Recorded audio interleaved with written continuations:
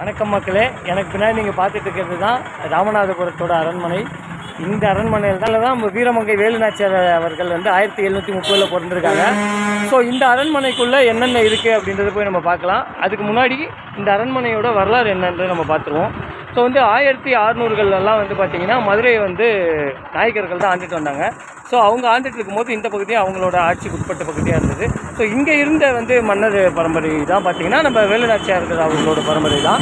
So அந்த பரம்பரைக்கிட்ட இந்த area பகுதியை பாதுகாக்கிற பொறுப்பை கொடுக்குறாங்க. ஸோ இந்த பகுதியை ராமேஸ்வரமும் இந்த பகுதியில் உள்ளடக்குனதால ராமேஸ்வரத்தை சேது பூமி அப்படின்னு சொல்லுவாங்க. ஸோ அந்த சேது பூமியை பாதுகாக்கிறதால இவங்க சேதுபதி மன்னர்கள் அப்படின்னு அழைக்கப்பட்டாங்க. பிற்காலத்தில்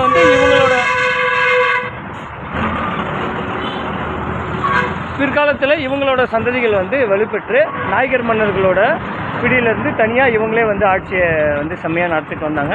அதுக்கப்புறம் ஆஸ் யூஸ்வல் ஆங்கிலேயர்கள் இவங்களை சிறைப்பிடிச்சி அப்படியே படிப்படி என்னதான் அவங்க ஆங்கிலேயர்கள் சிறைப்பிடிச்சு அந்த மாதிரி இது பண்ணாலுமே கூட இந்த மன்னர்கள் பரம்பரை அப்படியே தான் இருந்திருக்கு.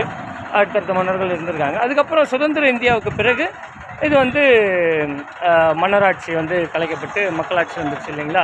ஸோ அதனால் இது அப்படியே கலந்துருச்சு. ஆனால் இந்த அரண்மனை மட்டும் 300 வருஷங்களை தாண்டி கம்பீரமாக நின்றுட்டுருக்கு. ஸோ இதோட அழகு என்ன, இதோட வேலைப்பாடுகள் எல்லாம் என்ன, இது எப்படி இருக்குது அப்படிங்கிறத உள்ளே போய் பார்த்துருவோம். ஸோ வாங்க போகலாம். ரொம்ப ஆர்வமாக போனேன், ஆனால் இப்போ கொஞ்சம் சோகமாக தான் இருக்குது. ஏன்னா வீடியோ ஃபோட்டோ எதுவுமே எடுக்கவில்லை, அலோட்லன்னு சொல்லிட்டாங்க. ஸோ அப்படியே நார்மலாக பார்த்துட்டு தான் வந்தேன்.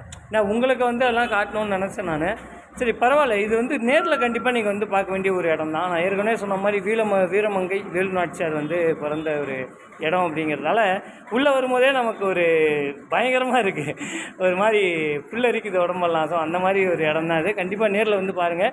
வரத்துக்கு முன்னாடி கண்டிப்பாக இதை பற்றின தகவல் நீங்கள் ஒரு கூகுளில் சர்ச் பண்ணி இப்படி பார்த்துட்டு வந்தீங்கன்னா உங்களுக்கு பார்க்கும்போது ஒரு நல்ல ஃபீல் கிடைக்கும். ஸோ கண்டிப்பாக இந்த வீடியோ கொஞ்சம் உங்களுக்கு ஏமாற்றத்தை கொடுக்கும்னு நினைக்கிறேன் நான். ஸோ அடுத்த வீடியோ கண்டிப்பாக ஏமாற்றத்தை கொடுக்காத அளவுக்கு ஒரு நல்ல வீடியோவாக நான் உங்களுக்கு இது பண்ணுறேன் நான்.